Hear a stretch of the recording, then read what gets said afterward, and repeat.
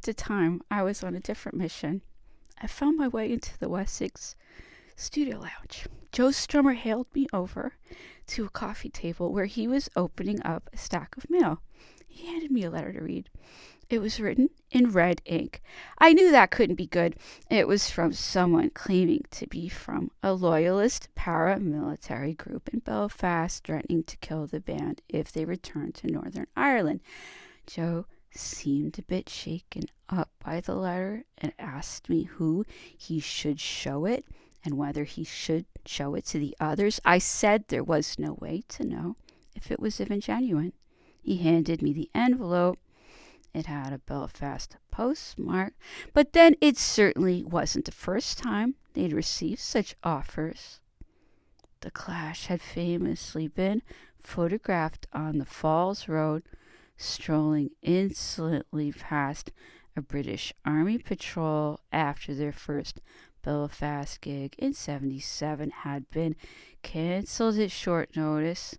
That photo opportunity had some people pretty riled up when I'd gone to Belfast for the first time in early '78.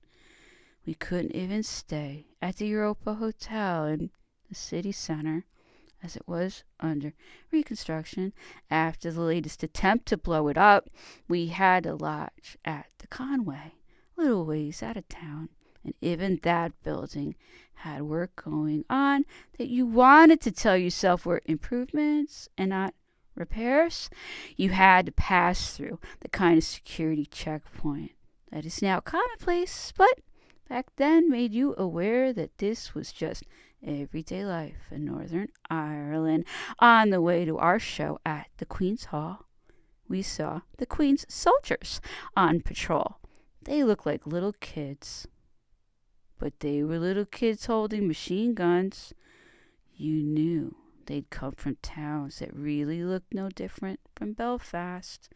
It was all so normal, except for the barbed wire and the observation towers and the armored cars and a tangle of old hatreds and grievances that you could never imagine being reconciled.